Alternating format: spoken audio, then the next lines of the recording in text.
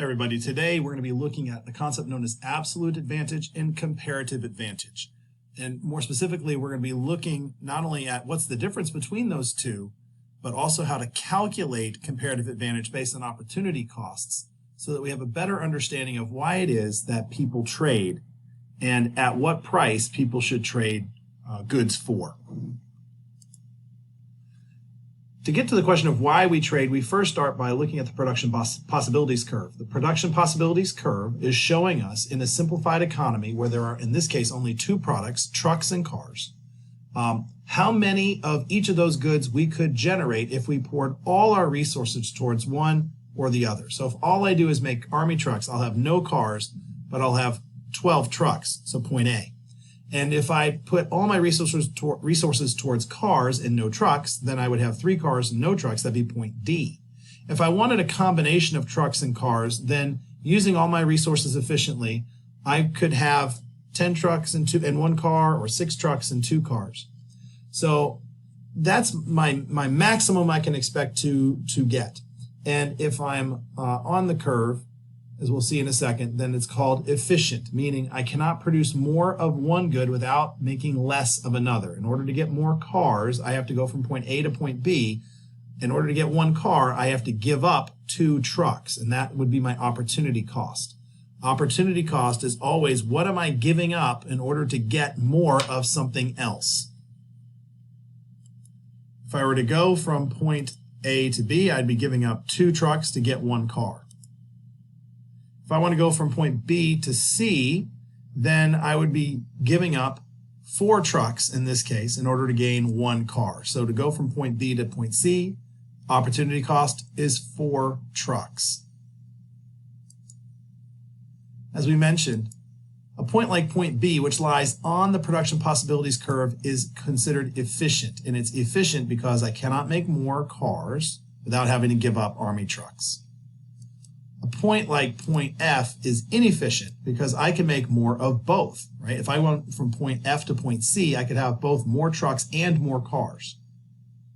In macroeconomics, we'd say that we're performing in what's known as a recessionary gap. And a point like point E is very attractive because it's more of both, but unfortunately it lies beyond our production possibilities curve and so is generally considered to be not possible. At least not possible until we see some form of economic growth which expands our ability to produce.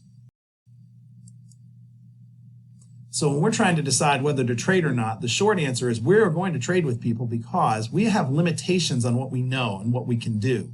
To trade with others expands our production possibilities. It gives us the opportunity to take advantage of other people's strengths and not be penalized for our weaknesses.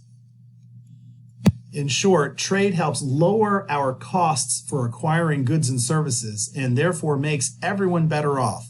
Both me, because I don't have to pay as high a price in terms of things I'm giving up, and for you, because you're going to receive payment from me for the goods that you are particularly talented at producing. So we'll work through an example. Let's ask this question. Should LeBron James mow his own lawn or should he pay somebody else to do it? How do we decide who's going to do what jobs? And actually, in this case, the question is not just should LeBron James mow his own lawn, but who should do the cooking in his life? Should he cook and not mow the lawn? Should he mow the lawn and not cook? Should he do both, or should he do neither? And so in order to decide that, we need to know some terms. First off, absolute advantage. Absolute advantage means that you can make more of something than your trading partner. So in the same set of time with the same number of resources, if you can mow more lawns than I can, you have absolute advantage in the mowing of lawns. And you can be better than me at all of the things we produce. You can have an absolute advantage in 1 good, in 2 goods, in no goods. Because in our simplified form here, we're going to look at 2 trading partners producing 2 products. Comparative advantage has to do with who can produce goods at a lower opportunity cost. It doesn't matter whether you can make more than me or not. The question is who has a lower opportunity cost, who has a lower price in producing this good. And as it turns out, when it comes to comparative advantage, you will have the comparative advantage in one good, but not the other. And that happens all the time. So absolute advantage, I can be the best at everything or nothing or somewhere in between. When it comes to comparative advantage, I must be better than you in one good and one good only in a simplified economy where there are only two goods being produced. So let's take a look. Let's pretend that LeBron and Lonzo are teammates and they have to mow lawns and they have to cook meals and they're trying to decide who's going to do what. So let's pretend they work an 8-hour day. In that 8-hour day, LeBron can mow 4 lawns, Lonzo can mow 2, or alternatively, LeBron could cook 20 meals and Lonzo could cook 6. So our first question is, who has absolute advantage in the production of lawns or mowing of lawns? So pause the video, take a guess. Once you've made your guess, press play and see if you're right. If you said that LeBron has the absolute advantage in mowing of lawns, you would be correct because LeBron mows more lawns than Lonzo in the same amount of time. He's better at it. Then the question is, who has absolute advantage in the production of meals? Again, pause, take a thought. Once you've got your answer, press play. When it comes to meals, LeBron has the absolute advantage. Again, he is better than Lonzo in making meals. He makes 20. Lonzo can only make 6. So LeBron's better at both mowing lawns and cooking meals. But that doesn't mean that he should do both. In fact, as we're going to find out mathematically, he should only do one of these two things, and Lonzo should do the other, and then they should trade in order to benefit themselves the most. To figure out who should do what, we have to be able to calculate comparative advantage, and that comes with opportunity costs. So we need to see what is each of these two gentlemen giving up in order to get the other product. So one way to think of it is to say, what am I giving up to get down? So what am I giving up goes in the numerator. What I'm getting to get down goes on the denominator. So when you are talking about opportunity cost, what am I losing is up. What am I receiving is on the bottom of the ratio. And we're just going to compare the ratios to see whose ratio is smaller. The smaller the ratio, the less you're giving up, the lower the cost is to you of producing that particular good. And that's where we find comparative advantage. So for example, we'll look and say, what's the opportunity cost to LeBron of mowing the lawn? Well, when he mows the lawn, he is giving up 20 meals. So that goes on the numerator in order to receive 4 mowed lawns, which goes in the denominator. So the opportunity cost to LeBron of a lawn is how many meals he's losing for every lawn he mows. And that ratio is important. If you understand that, you've already got the hardest part of comparative advantage. It's setting up the ratio and getting the product you're giving up on the numerator and putting the product you're receiving in the denominator. Once you have those units written out, then you're just going to find the numbers in the chart and put the numbers with the appropriate unit. So in this case, it's 20 meals over 4 lawns. So LeBron is giving up 5 meals per lawn. Same thing with meals. When he's cooking a meal, he's giving up lawns in order to get meals. So it's lawns per meal. So we just plug in the numbers, 4 over 20. It tells us that LeBron's opportunity cost of a meal is 1/5 of a lawn. Now, one thing you'll notice is that these are reciprocals of each other. Once you have the opportunity cost of one product, you just flip them and you'll get the opportunity cost of the other. Now's your chance to practice doing Lonzo's opportunity costs for both lawns and meals. So pause, work through the math, make sure you've got it right, then press play and see what you came up with. If you did things correctly, you would have had an opportunity cost for Lonzo of 3 meals per lawn and 1/3 lawn per meal. So as we look at this, these opportunity costs are a price. We want the person who has the lowest price to be able to produce these goods.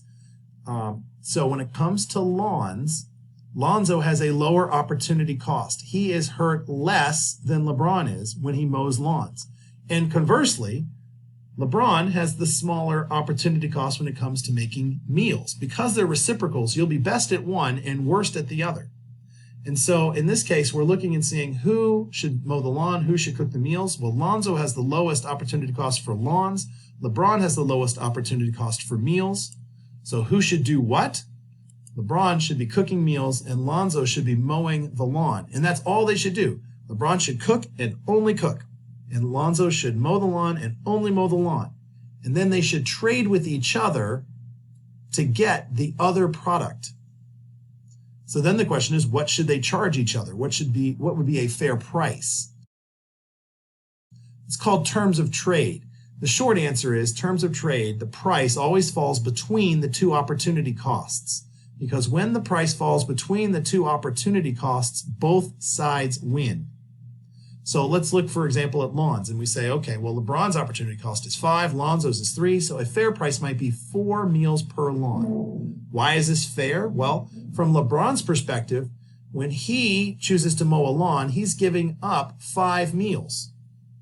He'd rather get his lawn mowed by Lonzo and pay Lonzo 4 meals, because that leaves LeBron with a mowed lawn and 1 more meal than he would have normally had, because while Lonzo's mowing the lawn, LeBron's busy making meals. So by the time Lonzo's done, LeBron's got 4 meals cooked, or 5 meals cooked, and he's happy to give 4 to Lonzo because then he gets to keep 1.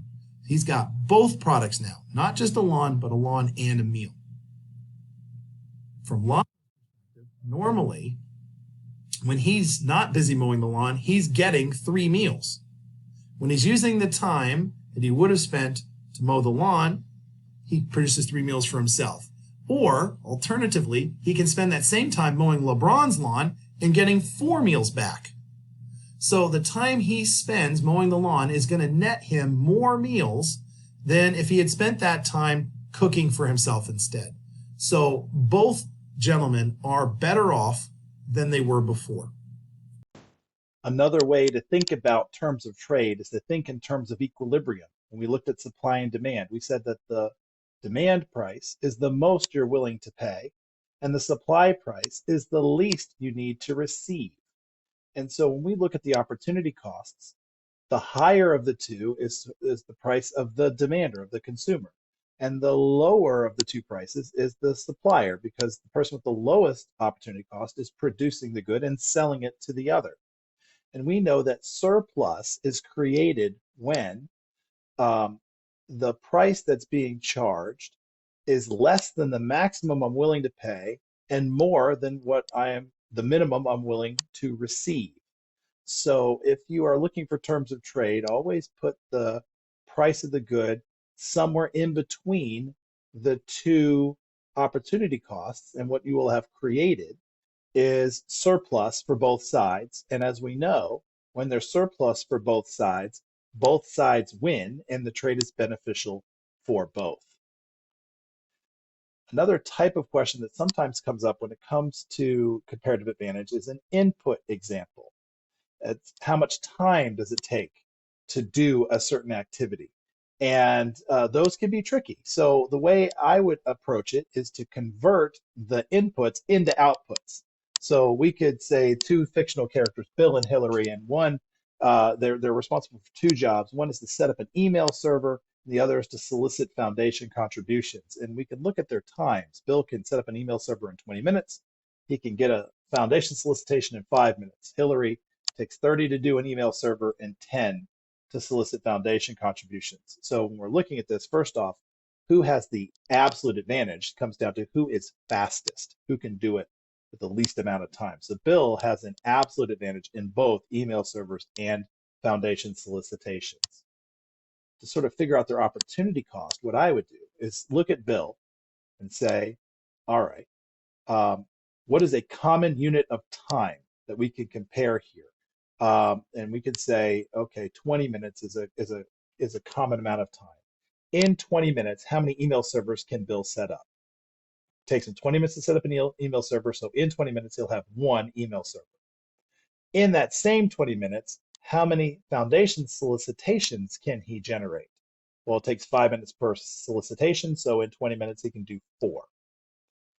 With Hillary, we'd say, all right, in 30 minutes, she can do 1 email server or 3 foundation solicitations. Once we've converted the time into output, now it's the same process as before, calculating their opportunity costs. So in this case,